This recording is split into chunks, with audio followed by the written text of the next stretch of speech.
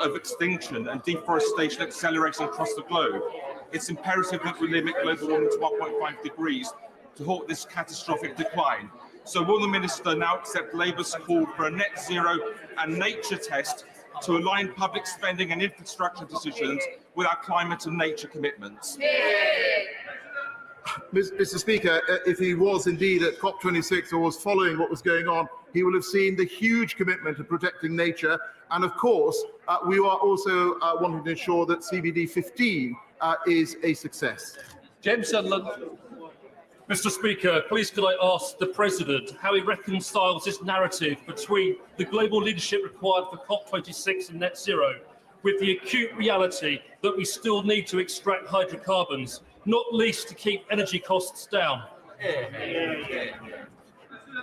Well, Mr. Speaker, I just say to the honourable gentleman, of course, as I've said earlier, we want to see an orderly transition to net zero in our energy mix, which includes oil and gas. But the answer to delivering net zero, keeping bills under control and ensuring security of supply is to continue to build out our world-leading offshore wind sector and invest in nuclear and hydrogen, as this government is doing. Thank you. The government has just upped the risk of climate-triggered wars in the coming decades, from medium to high. Our planet is on fire. That this government is too busy fighting fires in Downing Street instead of showing leadership, slashing aid for climate-vulnerable communities, locking them into fossil fuel. How long till they stop being embroiled in their own scandals and realise we're embroiled in a climate scandal? Mr. Speaker, I just say to the honourable lady that the Prime Minister has been absolutely leading on this agenda for years. He's been leading for years. And I would just say that it was a Conservative government that had put in place net zero by 2050. And just have a look at the commitments under the current Prime Minister that we have made in terms of our NDC and our Carbon Budget 6. We are leading the world when it comes to going green. Mr. Speaker, the COP President will know that Teesside is the hydrogen capital of the UK, where we already produce more than 50% of our commercially viable hydrogen. So will he consider throwing his weight behind Redcar and Cleveland's bid to become home to the UK's first hydrogen village by 2025? Mr. Speaker, I thank him for that question. And he knows that we are cooperating very closely internationally and domestically on hydrogen. I think in terms of Redcar's bid, he is a passionate advocate for all things related to Redcar, and I think his message has been heard loud and clear by the government. Martin Docker to use. 2 years ago, Together Energy was providing 350 jobs in my constituency, leading on innovation for small, medium-sized utility companies. Yesterday it went bust. Well, his Prime Minister and his Chancellor are missing in action, doing other stuff. Can he tell me what his government and Ofgem are doing to support small, medium-sized utility companies delivering zero emissions and deliver jobs in my constituency? Mr. Speaker, I'm not going to take any lectures from the gentleman opposite. He knows very well that the government is. He knows very well that the government is working very closely with the sector. He knows that we put in place a price cap, and he knows that when it comes to jobs, this government is investing, and we want to see 2 million green jobs created over the coming decades. Claire Anderson.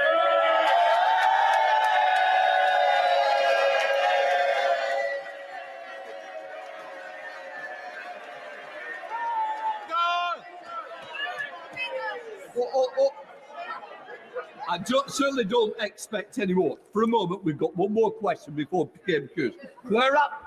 Thank you, Mr. Speaker. If the government had not scrapped the Green Homes grant last year, it would have saved thousands of households money. When will the government, when will the Minister reform and bring back the Green Homes grant?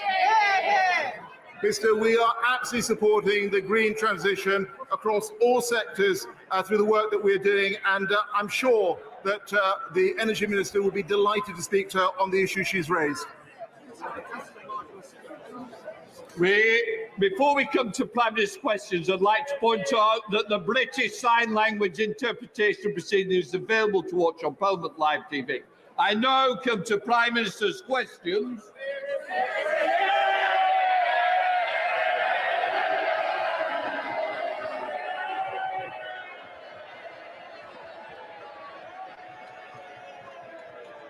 I now call Wendy Chamberlain. Question 1, Mr. Speaker.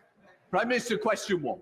Mr. Speaker, I will shortly be updating the House on this country's fantastic progress in tackling COVID-19, including our booster program, enabling us to ease Plan B measures and restore the ancient liberties of this country. Mr. Speaker, I know that the whole House will be delighted that Her Majesty the Queen has given permission for a special medal to be awarded to all those who deployed to Kabul. Operation Pitting saw our servicemen and women deliver the largest British evacuation since the Second World War. The whole country can be immensely proud of their service. Mr. Speaker, this morning I had meetings with ministerial colleagues and others. In addition to my duties in this House, I shall have further such meetings later today. Wendy Chin. Thank you, Mr. Speaker. Last year, we were told by the Prime Minister there were no Downing Street parties. Then it turned out there were parties, but we were assured that no rules were broken. Last week, we heard that rules may have been broken, but that he thought it was a work event. And now yesterday, from the man who wrote the rules, it was, well, nobody told me what those rules were. Mr. Speaker, 5 weeks ago, the people of North Shropshire were clear, and the people of North East Fife are being clear to me now. No matter the excuse, there is no excuse for taking the British people for fools. Will the Prime Minister agree it's now time for him to resign? No, Mr. Speaker, but what I can tell her is that, as I said to the House last week, I apologise sincerely for any misjudgments that were made, but she must contain her impatience, Mr. Speaker, and wait for the inquiry next week before she draws any of the conclusions that she's just asserted. John Burrow. Thank you, Mr. Speaker. Latest evidence and research shows that the UK is the most attractive country in the world amongst young people across the G20. Amid intense soft power competition from other countries, including China, can the Prime Minister assure me and other members of the British Council All-Party Group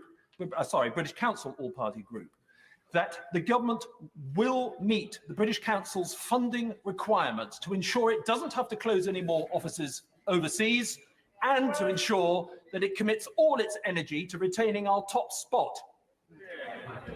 Mr. Speaker, I entirely share my right honourable friend's enthusiasm for the British Council, which is a wonderful institution that we all love, and that's why we're providing through the FCDO £189 million of funding this year, a 27% increase, Mr. Speaker, in spite of all the difficulties this country is facing, 27% increase on the previous financial year. We've also provided a loan facility of up to £145 million to support all the wonderful work that the British Council does.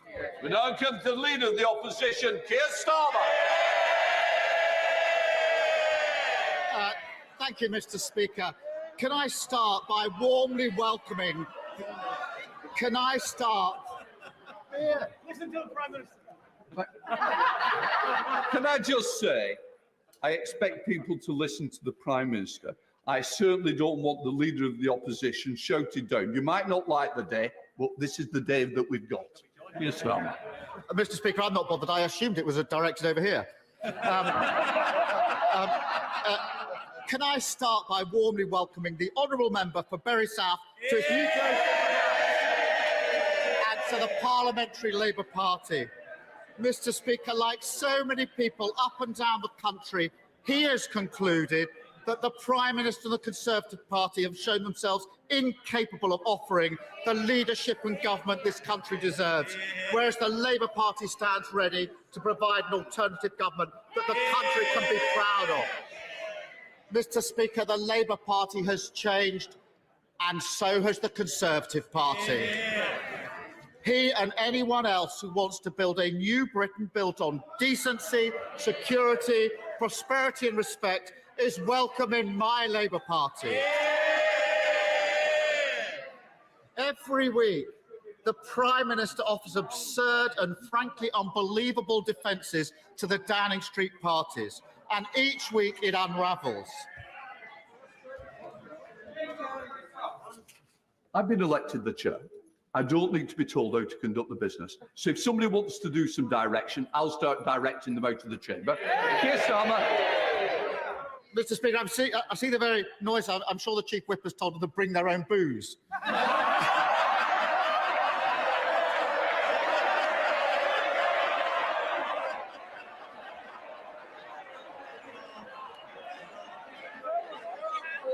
Order.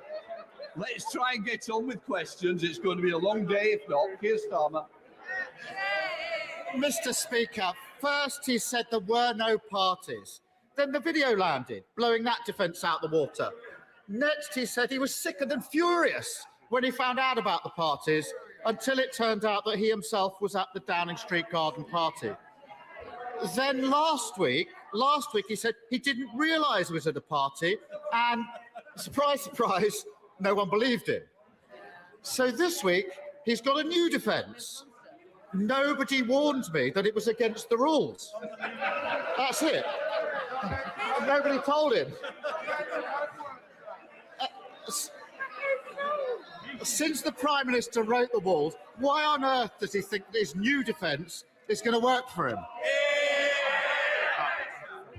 Thank you, Mr. Speaker. Well, he talks about the rules, and let me repeat what I said to the honourable lady across the aisle earlier on. Of course, Mr. Speaker, we must wait for the outcome of the inquiry.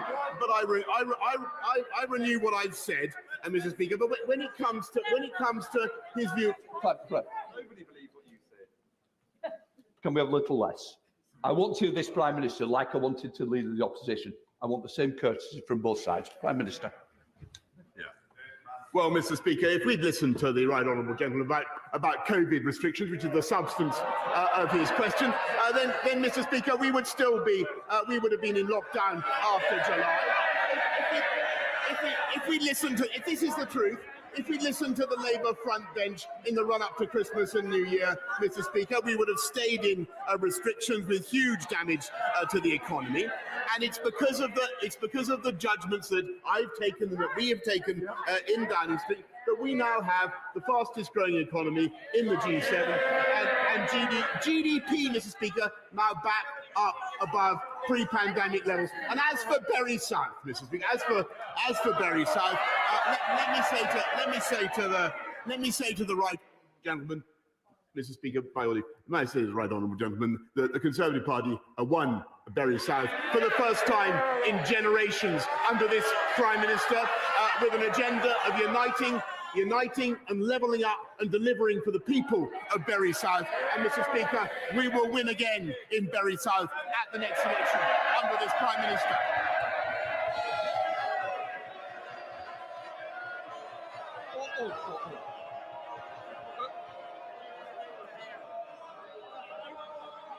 Look, it's important I want to hear both sides, and I don't want this continuous chant. Because if we do, there'll be less people on these benches. And the same on the other side. I expect both sides to be heard with courtesy.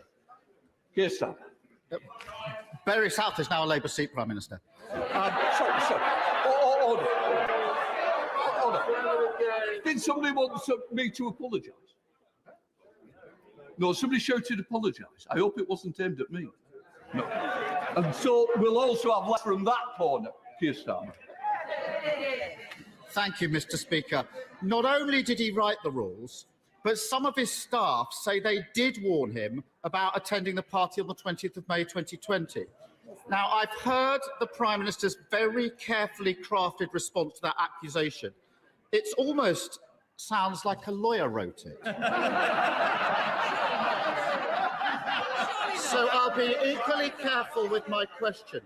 When did the Prime Minister first become aware that any of his staff had concerns about the 20th of May party? Mr. Speaker, I'm grateful to Right Honourable Gentleman for repeating the question that he's already asked. We have answered, Mr. Speaker, that it is for the inquiry to come forward with an explanation of what happened, and I'm afraid he simply must wait. But he asks about my staff, Mr. Speaker. He asks about my staff and what my staff are doing and what they have told me. And I can tell him, Mr. Speaker, that they have taken decisions throughout this pandemic that he has opposed to open up in July, Mr. Speaker, as I've said, to mount the fastest vaccine rollout in Europe. And Mr. Speaker, to double the speed of the booster rollout, with the result that we have the most open economy in Europe, Mr. Speaker, and we have more people in employment, more employees on the payroll now than there were before the pandemic began. That is what my staff have been working on in Downing Street, Mr. Speaker, and I'm proud of them.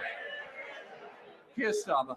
So, Mr. Speaker, apparently Sue Gray is going to tell the Prime Minister when he first became aware that his staff had concerns about the May 20th. The Prime Minister's account gets more extraordinary with each version of his defence.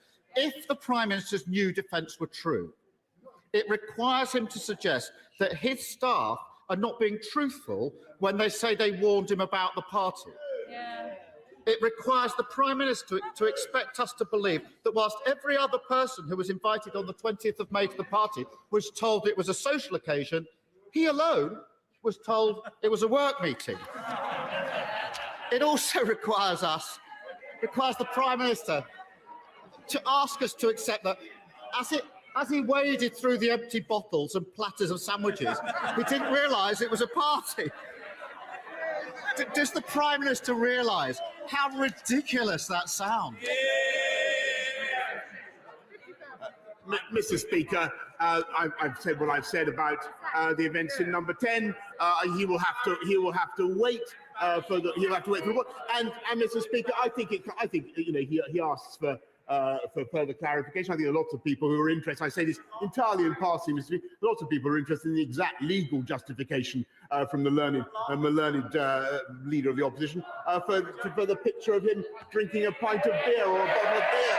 Mr. Speaker, I merely perhaps he could tell the House about that in a minute, Mr. Speaker. But what I can tell the House is that throughout the pandemic, people across government have been working flat out to protect the British public with huge quantities of PPE, so we can now make 80% in this country, with the biggest and most generous furlough scheme virtually anywhere in the world, and the fastest. And by the way, Mr. Speaker, if we listened to them, we would have stayed in the European Medicines Agency, and we would never have been able to deliver the vaccine rollout at the speed that we did. Yes, Starmer. Mr. Speaker, if the Prime Minister thinks the only accusation he faces is that he once had a beer with a takeaway, then Operation Save Big Dog is in deeper trouble than I thought.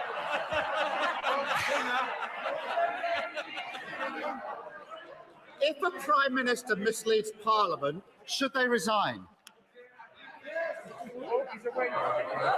So, Mr. Speaker, let's be absolutely clear. The right honourable gentleman is continuing to ask a series of questions which he knows will be fully addressed by the inquiry. He is wasting this House's time. He's wasting the people's time, Mr. Speaker. He continues to be completely irrelevant, Mr. Speaker, because we have an inquiry. We have an inquiry, Mr. Speaker, and I'm not going to anticipate that inquiry any further. What I can tell him is that it is because of the judgments that were taken in Downing Street and because of the willingness of the British people to put trust, by the way, Mr. Speaker, in those judgments, to come forward in huge numbers to get vaccinated, which people did, and I thank them for it from the bottom of my heart. People did that because they listened to our messages, Mr. Speaker, and it's as a result of that that we now have the fastest growing economy in the G7 and youth unemployment, which he ought to care about, youth unemployment at a record low, Mr. Speaker. Keir Starmer. Well, I know it's not going well, Prime Minister, but look on the bright side. At least the staff at Number 10 know how to pack a suitcase. Mr. Speaker, last year, Her Majesty the Queen sat alone when she marked the passing of the man she'd been married to for 73 years. She followed the rules of the country that she leads. On the eve of that funeral, a suitcase was filled with booze and wheeled into Downing Street. A DJ played and staff parted late into the night. The Prime Minister has been forced to hand an apology to Her Majesty the Queen. Isn't he ashamed that he didn't hand in his resignation at the same time? Mr. Speaker, I understand why the right honourable gentleman continues to politicise issues. Sorry, Prime Minister. We normally would not, and quite rightly, mention the royal family. We don't get into discussions on the royal family. Well, in that case, Mr. Speaker, I must ask the right honourable gentleman to withdraw it. I've dealt with it. Keir Starmer. Keir Starmer, are you going to? When withdraw it. Order. Prime Minister, we don't want to go through that again. I'll make the decisions. The answer is that the next question I'm going back to Keir Starmer to ask his final question. Keir Starmer. Thank you, Mr. Speaker. Whilst the Prime Minister wastes energy defending the indefensible, people's energy bills are rocketing. Labour has a plan to deal with it. Axe VAT for everyone, provide extra support for the hardest hit, and pay for it with a one-off tax on oil and gas companies. A serious plan for a serious problem. What's the government offering? Nothing. Too distracted by their own chaos to do their job. While Labour was setting out plans to heat homes, he was buying a fridge to keep the party wine chilled. While we were setting out plans to keep bills down, he was planning parties. And while we were setting out plans to save jobs in the steel industry, he was trying to save just one job, his own. Doesn't the country deserve so much better than this out of touch, out of control, out of ideas, and soon to be out of office Prime Minister? Mr. Speaker, I'll tell you what this government has been doing to look after the people of this country throughout this pandemic and beyond. We have been cutting the cost of living, helping them with the living wage. We've been cutting taxes for people on low pay, Mr. Speaker. We've been increasing payments for people suffering the costs of fuel. Prime Minister, can I just say to everyone in here, our constituents want to hear the questions and the answers. The great British public, the members of this United Kingdom which you're representing, they need to hear. Please, let's hear the questions and answers. Prime Minister. Mr. Speaker, we will continue to look after people throughout this pandemic and beyond. But we've also, Mr. Speaker, been cutting crime by 10%, putting 11,000 more police officers already out on the street. Record home building last year, more homes than at any time in the last 30 years. We are building 40 new hospitals, Mr. Speaker. Gigabit broadband has gone up from 9% coverage in our country to 65% already. And as I said already, I think 3 times or 4 times today, we have more people, more employees on the payroll now than before the pandemic began.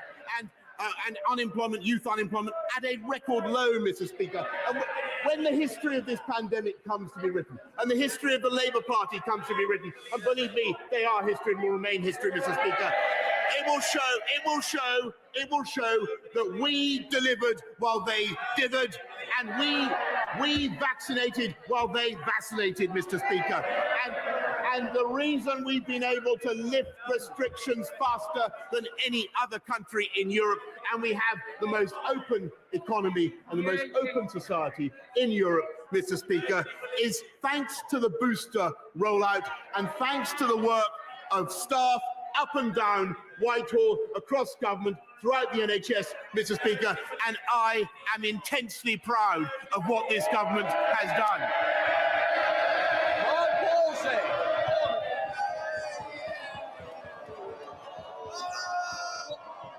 You'll get more if you let the questions come. Not pausing. Thank you, Mr. Speaker. Following on from the excellent news on the economy and jobs, the Prime Minister will remember my question to him last June about proposals for a gigafactory in Coventry. Last week, local councils granted outline planning permission to create 6,000 new skilled jobs, to secure many thousands of others, inject £2.5 billion into our local economy and level up across our region. With fast rising demand for greener and cleaner electric cars, may I ask him for his support to ensure the swift delivery of this vitally important project? I thank my honourable friend for campaigning for this wonderful project, and we are supporting the electric vehicle industry. We made another £350 million available through the Automotive Transformation Fund, on top of the £500 million commitment that we've already made in the 10-point plan. And I know that the campaign for Coventry Airport is an excellent one. I look forward to seeing how it develops. We now come to the leader of the SNP, Ian Blackford. Thank you, Mr. Speaker. This week was supposed to be Operation Save Big Dog, but it's quickly become Operation Dog's Dinner.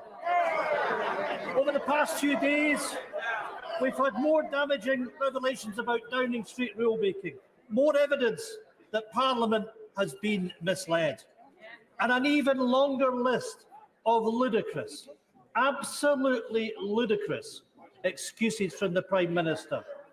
First he claimed there were no parties, then he wasn't present, then he admitted he was at them, but he didn't know it was a party. And then, Mr. Speaker, the latest sorry excuse is really the most pathetic of them all. Nobody told me. Nobody told me. Nobody told the Prime Minister he was breaking his own rules. Absolutely pathetic. The Prime Minister, you know, what a look. The Prime Minister laughing once again, laughing at the British public. The Prime Minister is taking the public for fools. Nobody believes him. Will the Prime Minister finally take responsibility, resign, go, Prime Minister? No, Mr. Speaker, but I thank him for his question again, and let me just remind him that there's an inquiry that is due to conclude. I believe he is wrong in what he asserts, Mr. Speaker, but we'll have to wait and see what the inquiry says. But, Mr. Speaker, I think the most important thing from the point of view of the UK government is that we're coming out of the restrictions that we've been in. I'm delighted to see that that's happening in Scotland as well, and that is very largely thanks to the wonderful cooperation that we continue to see across the whole of the UK, though you wouldn't believe it to hear it from him. Ian Blackford. Mr. Speaker, I'm afraid nobody is buying this act anymore. There ought to be some respect and dignity from the Prime Minister. Let's remind ourselves, more than 150,000 of our citizens have died, and he's partying, he's laughing. Mr. Speaker, it simply isn't acceptable. The fake contrition, the endless excuses, the empty promises that it will be different only if we give him one last chance. This is a Prime Minister who arrogantly believes that he's above the rules, a Prime Minister who brazenly twists the truth, a Prime Minister who simply isn't fit for office. The Prime Minister's former Chief Advisor has said that he lied to Parliament, breaking the ministerial code. Prime Minister, a resignation offence. Public trust is hemorrhaging. With every day that passes, this Tory government loses even more credibility. When will the Tory MPs finally do the right thing? Show the Prime Minister the door. Mr. Speaker, I thank the right honourable gentleman, but I must say that I disagree with him, and I think that when you look at the levels of trust that the British people in Scotland, Wales, Northern Ireland, across the whole country have shown in government, that there is the single biggest index, Mr. Speaker, of that trust has been their willingness to come forward voluntarily, Mr. Speaker, unlike many other countries in the world, to get vaccinated on a scale not seen anywhere else in Europe. And that is because of our ability and the NHS's ability to persuade people that it's the right thing. It's a fantastic thing. And by the way, Mr. Speaker, it's also a tribute to the United Kingdom, because that vaccine rollout was a UK effort. Paul Benson. Thank you, Mr. Speaker. When it comes to exporting, as you're well aware, file punches well above its weight. And the Prime Minister saw this when he visited BAE Systems' Factory of the Future in Lancashire last year. In addition, fantastic local businesses such as Helical Technologies, Tangerine Holdings and Nature's Aid are doing a great job for flying the flag for Lancashire globally. But I've also got many smaller businesses who are eager to get exporting into new markets. What steps is the Prime Minister taking to help foil businesses, make the most of Brexit and maximise export potential? Well, I thank him for championing. I thank him for what he's doing to champion trade with Latin America, and I've no doubt that businesses, small businesses such as Squire Hare, are eager to get into those new markets, and that we will do everything that we can to help and support him in his efforts. Thank you, Mr. Speaker. As the cost of living crisis deepens, this government's priorities get ever more remote from my Kirkcaldy and Cowdenbeath constituency. Only this week, I learned a veteran in my constituency, James Scott, took his own life as a result of his struggle with mounting financial pressures. This is a government who are found to have acted unlawfully by the High Court over COVID contracts and now preparing to write off £4.3 billion allocated to those COVID schemes. Why can the UK government find billions of pounds for profiteers and fraudsters, but they can't find compassion to treat the people with dignity, lifting the benefits cap and reinstating the cut to universal credit? Well, first of all, Mr. Speaker, I want to say how sorry I am for what he's had to say about James Scott, and this government does as much as we can to support veterans, and that's why we published the Veterans Action Plan only the other day, Mr. Speaker. But what we're also doing is ensuring that we support people throughout this crisis. He mentions, and I've said in my answer to the right honourable gentleman, many of the steps that we're taking to protect people on low incomes, and we will continue to do more, Mr. Speaker. He attacks the contracts for PPE. Actually, I think it was an astonishing thing at great speed to be able to give this country 17 billion items of PPE, thanks to the efforts of people across Whitehall. Mr. Speaker, this country is now capable of producing 80% of our own PPE. Kate Bruce. Thank you, Mr. Speaker. Shortly before Christmas, my constituent, Oliver Freckleton, was found at home having been stabbed to death on the eve of his 20th birthday. Yesterday, his heartbroken parents held their son's funeral. Oliver leaves behind a partner and a baby daughter, and 2 teenagers have been arrested for his murder. Now, this tragic event leaves behind a devastated family, friends, and a very worried community. I'm grateful for the work that Staffordshire Police is undertaking to tackle violent crime in my constituency, and the extra 149 additional police officers recruited is very welcome. But does the Prime Minister agree with me that a multi-stakeholder approach is vital to tackling crimes amongst our young people? And what can the government do to support not just the police, but schools, colleges and local authorities in working to address this issue? My honourable friend, first of all, I'm very sad to hear the news of the loss of her constituent, Oliver. And like so many victims of violent crime, the answer, as is the case with so many victims, the answer is not just policing, though that is vitally important, and that's why we're investing so massively in 20,000 more police officers and supporting them with toughening the law, Mr. Speaker. But it's also, as she rightly says, important to get all the institutions of the state to work together: schools, colleges, social services, and the health service, mental health service as well. Jessica Morton. Thank you very much, Mr. Speaker. Why is it so hard for this Prime Minister to admit that he made the rules, so he should know the rules and he should follow the rules?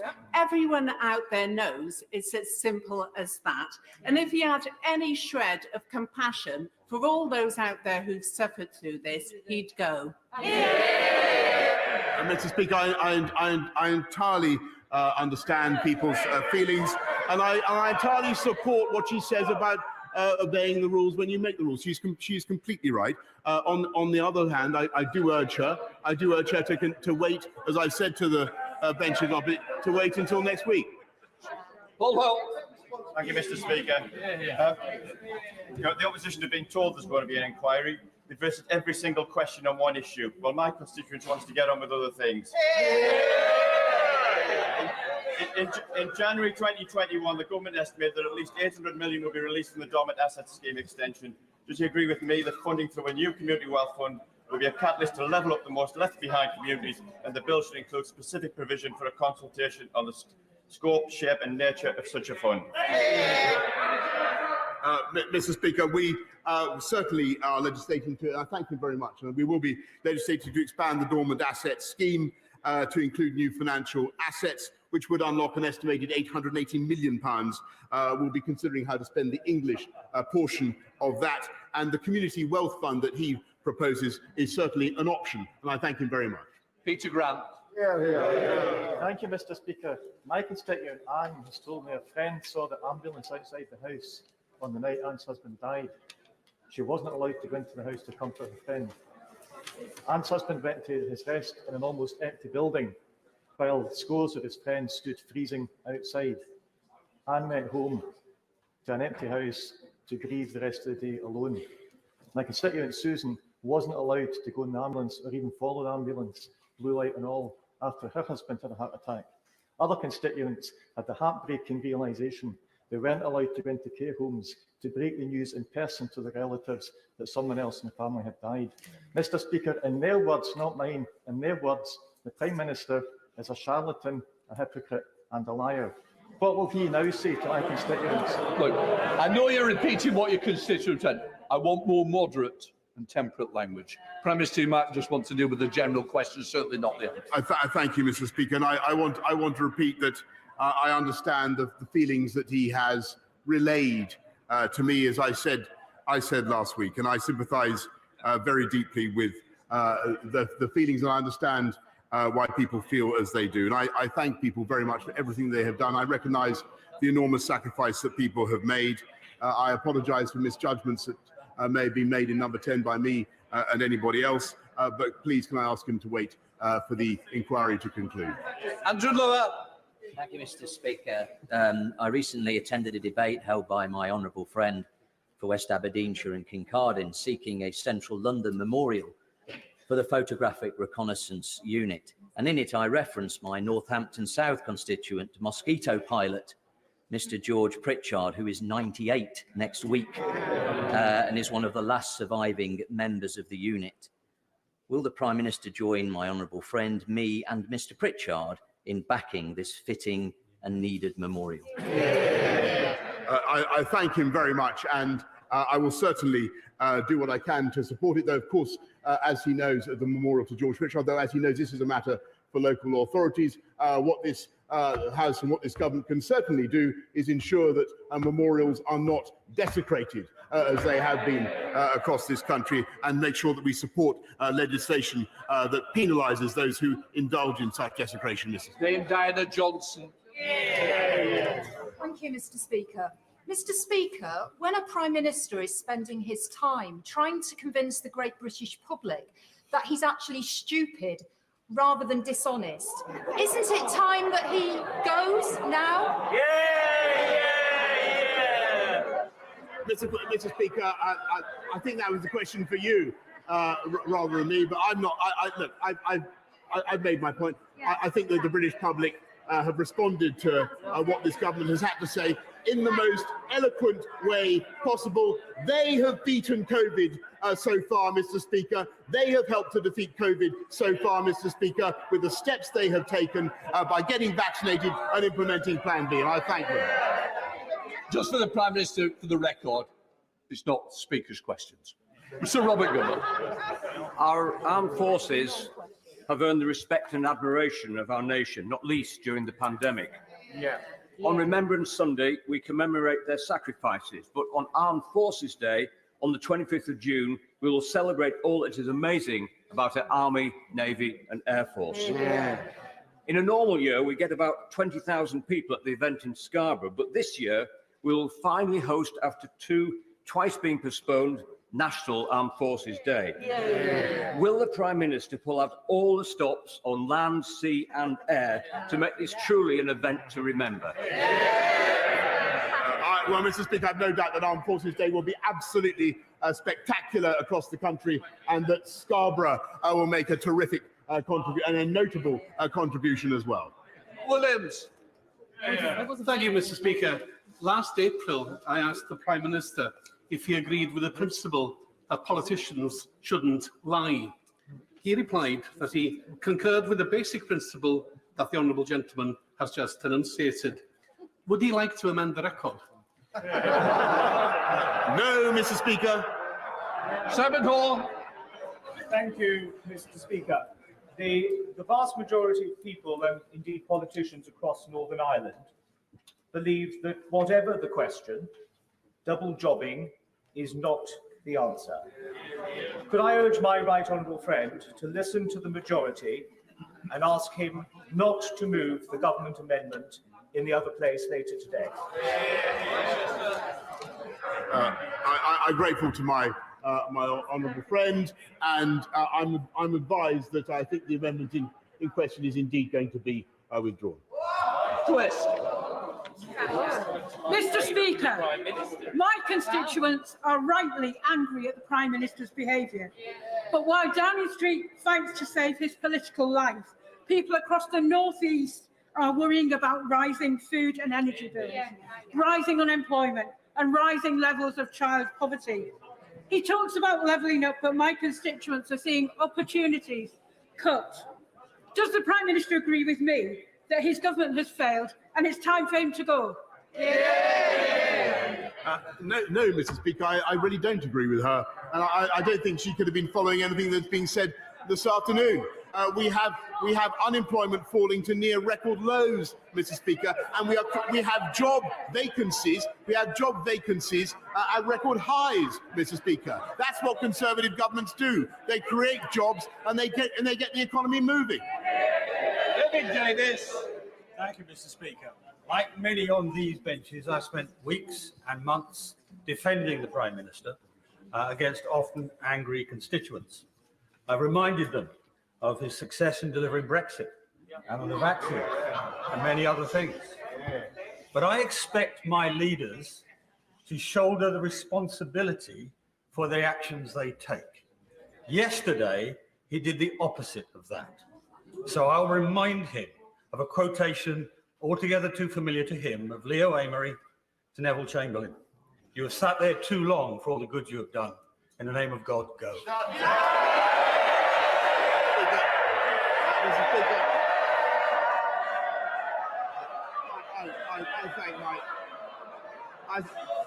Order. Prime Minister. I must say to the right honourable gentleman, I don't know what he's talking about, but what I can tell him, I don't know what quotation he's alluding to that he's referring. But what I can tell him is that I think I've told this House repeatedly throughout this pandemic, I take full responsibility for everything done in this government and throughout the pandemic. Stephen Kinnock. Does the Prime Minister agree with the Leader of the House that the Leader of the Scottish Conservatives is a lightweight? Mr. Speaker, the Conservative approach to the Union is one that I think is right for our country. We want to keep it together, and I think Conservatives in Scotland do an excellent job, and that's why their stout defiance, their stout defence of the Union was repaid at the last election, and Labour, Mr. Speaker, is increasingly endangering our unions. Clayton Drummond. Mr. Speaker, and many people last week welcomed the 5-year moratorium on smart motorways. However, the M27 is due to be open as a smart motorway in a couple of months. What reassurance can my right honourable friend give my constituents in Meon Valley and others in the rest of South Hampshire that the M27 will be safe and give them confidence to use it? I thank her very much, and I can assure her that we're well aware of the risks associated with the smart motorway scheme. I know that my right honourable friend, the Secretary of Transport, is looking at it right now. We now come to the Prime Minister's COVID-19 statement. I now call the Prime Minister. Mr. Speaker, with permission, I will make a statement on our progress against Omicron. Prime Minister, just let the room clear a little bit. Order. Can we please leave quickly and quietly? What a day.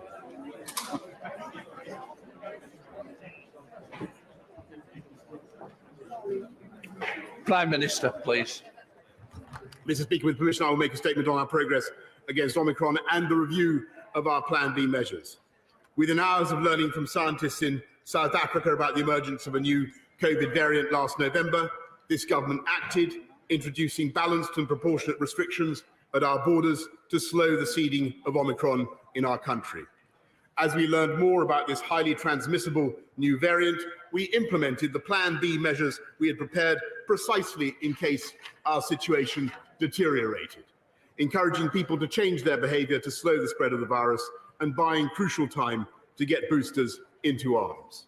We made the big call to refocus our National Health Service, necessarily requiring the difficult postponement of many other appointments so that we could double the speed of the booster programme. And thanks to the extraordinary efforts of our NHS and its volunteers, we delivered the fastest booster programme in Europe, reaching half our population before any other European country, with more than 36 million boosters now in arms across the UK, including more than 90% of all over 60s in England. And taking a balanced approach, we resisted calls from others to shut down our country all over again. Many nations across Europe have endured further winter lockdowns. Many have seen hospitality curfews and nightclubs closed, capacity limits at sports stadiums, the return of social distancing, and in some places, Christmas and New Year as good as cancelled. But this government took a different path. We kept England open, and we supported those businesses which faced reduced demand because of the response to Plan B measures. And while we must continue to remain cautious, the data are showing that time and again, this government got the toughest decisions right. Today's latest ONS data show clearly that infection levels are falling in England. And while there are some places where cases are likely to continue rising, including in primary schools, our scientists believe it is likely that the Omicron wave has now peaked nationally. There remain, of course, significant pressures on the NHS across our country, and especially in the northeast and northwest. But hospital admissions, which were doubling every 9 days just 2 weeks ago, have now stabilised, with admissions in London even falling, and the numbers in intensive care not only remain low, but are actually also falling.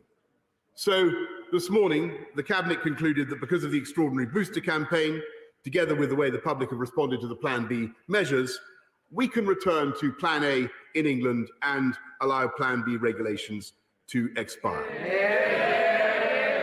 As a result, from the start of Thursday next week, mandatory certification will end. Organisations can, of course, choose to use the NHS COVID pass voluntarily, but we will end the compulsory use of COVID status certification in England. From now on, the government is no longer asking people to work from home. And people should now speak to their employers about arrangements for returning to the office. And having looked at the data carefully, the Cabinet concluded that once regulations lapse, the government will no longer mandate the wearing of face masks anywhere. Mr. Speaker,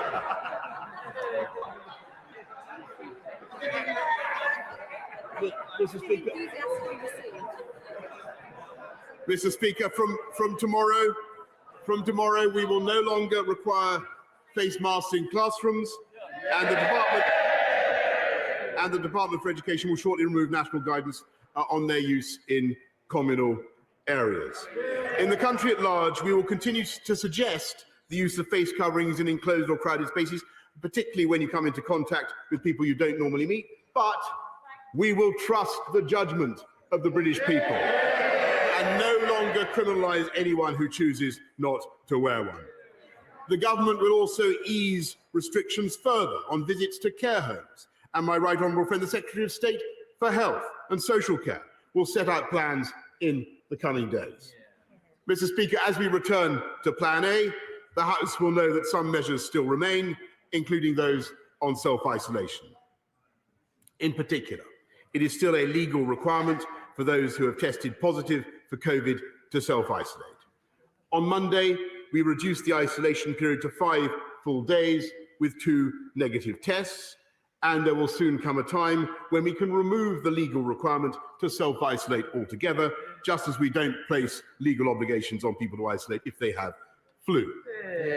As COVID becomes endemic, we will need to replace legal requirements with advice and guidance, urging people with the virus to be careful and considerate of others.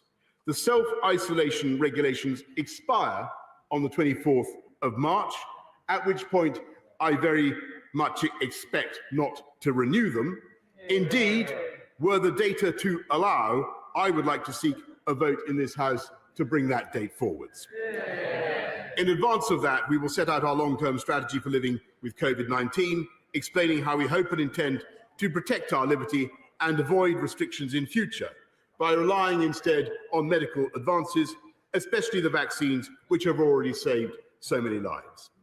But to make that possible, we must all remain cautious during these last weeks of winter.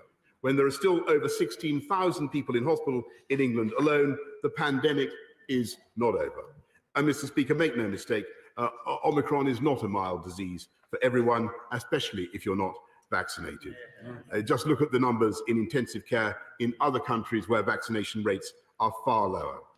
Indeed, from our NHS data, we know that around 90% of people in intensive care are not boosted. So I urge members across the House to do everything possible to encourage any remaining constituents who have not done so to get boosted now. And for the next few weeks, I encourage everyone across the country to continue with the behaviours that we know help to keep everybody safe. Washing hands, letting fresh air in, getting tested, self-isolating if positive, and, as I say, thinking about wearing a face covering in crowded and enclosed settings. Mr. Speaker, Omicron tested us just as Alpha and Delta did before. But let's remember some of what we've achieved. We were the first nation in the world to administer a vaccine. We were the fastest in Europe to roll it out, because outside the European Medicines Agency, this government made the big call to pursue our own British procurement strategy rather than opting back into the EU scheme, as some people urged. We created a world-beating testing programme, the largest in Europe, Mr. Speaker, and procured the most antivirals of any country in Europe too, because this government made the big call to invest early in lateral flow tests and in cutting-edge drugs to protect the most vulnerable. We've delivered the fastest booster campaign in Europe, and we are the first to emerge from the Omicron wave, because the government made the big call to focus on our NHS and to refocus our activity and lead that campaign to get boosted now. And that's why we've retained the most open economy and society anywhere across the European continent and the fastest growing economy in the G7, because we made that tough decision to open up last summer when others said that we shouldn't, and to keep things open over the winter when others wanted them shut, Mr. Speaker. This week, the World Health Organization said that while the global situation remains challenging, the United Kingdom can start to see the light at the end of the tunnel. And Mr. Speaker, this is no accident of history. Exactly. Confronted by the nation's biggest challenge since the Second World War and the worst pandemic since 1918, any government would get some things wrong, but this government got the big things right, Mr. Speaker, and I commend this statement to the House. Keir Starmer.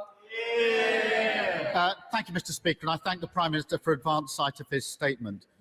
Throughout the pandemic, the British public have made enormous sacrifices to limit the spread of the virus, staying at home, social distancing, and, unlike the Prime Minister, cancelling parties. I would like to thank everybody who has followed the rules. I'd like to thank the NHS staff and volunteers who rolled out the booster jab. The Labour Party does not want to see restrictions in place any longer than necessary. We will support the relaxation of Plan B as long as the science says that it is safe. So can the Prime Minister share the scientific evidence behind his decision and reassure the public that he's acting to protect their health, not just his job? The 438 deaths recorded yesterday are a solemn reminder that this pandemic is not over. We need to remain vigilant, learn the lessons from the government's mistakes. With new variants highly likely, we must have a robust plan to live well with COVID. So where is it? He's too distracted to do the job. And it's not just the Prime Minister who's letting us down. Where's the Health Secretary's plan to prepare for another wave of infections? Why isn't the Chancellor working with British manufacturers to shore up our domestic supplies of tests? Where is the Foreign Secretary's plan to help vaccinate the world? They're all too busy plotting their leadership campaigns to keep the public safe. While the Conservative Party tear themselves apart, jostling for position, looking inward, the Labour Party is focused on the national interest, filling their void. We have a plan that the Prime Minister doesn't. We would train and retain a reserve army of volunteer vaccinators. We will build a supply of test kits made in Britain to protect us from global shortages. We would raise statutory sick pay and make all workers eligible, keep schools open by improving ventilation, break the endless cycle of new variants by playing our part in vaccinating the world. We would produce a roadmap for decision-making to ensure efficient action when it's demanded. We'd stop the short-sighted sell-off of the UK's vaccine manufacturing centre, and we would never again allow our NHS and social care service to be so run down and underfunded, understaffed and overstretched as it has been over the last decade of a Tory government. Mr. Speaker, Labour has a plan to live well with COVID and secure our lives, livelihoods and liberties. Where's his? Well, Mr. Speaker,